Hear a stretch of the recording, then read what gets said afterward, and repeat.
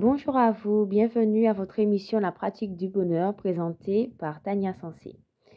Aujourd'hui, nous allons parler des émotions. Alors, il faut savoir qu'une émotion est une réaction physique ou psychologique qui est liée à un stimulus ou à une situation donnée. Les émotions sont des expressions subjectives qui peuvent inclure des sentiments tels que la joie, la tristesse, la colère, la surprise, le dégoût, l'amour ou bien d'autres.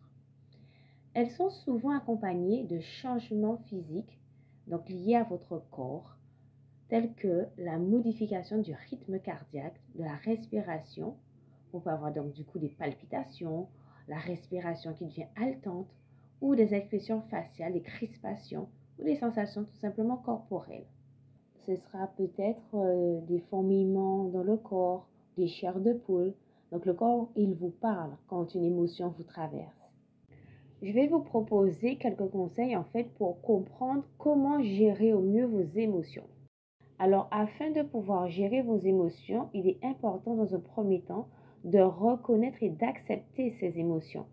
Il est important du coup de pouvoir d'abord reconnaître et accepter ces émotions. Prenez ainsi conscience que vos émotions sont présentes pour vous et les acceptez sans les juger. Considérez ainsi que toutes vos émotions sont simplement normales et qu'elles ont une fonction importante dans votre vie. Afin de mieux gérer une émotion, il faut bien sûr identifier le déclencheur, ce que j'appelais tout à l'heure des stimulus. Essayez d'identifier ce qui déclenche vos émotions. Est-ce que c'est une situation? Est-ce que c'est une personne? Est-ce que c'est une pensée qui vous vient? Pourquoi? Parce qu'en fait, ça va vous permettre de pouvoir mieux comprendre votre émotion et voire même anticiper les stimulus et afin d'anticiper du coup comment vous allez pouvoir réagir par rapport à ce qui peut se produire par la suite.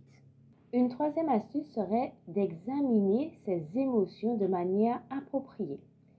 En fait, il serait bon pour vous de pouvoir trouver des moyens qui soient bons pour vous, c'est-à-dire sains, pour pouvoir exprimer vos émotions, telles que pouvoir parler à un ami, de confiance bien sûr, écrire sur un journal, pratiquer des activités artistiques ou physiques avec un groupe ou seul, ou encore de demander de l'aide à un professionnel si c'est nécessaire.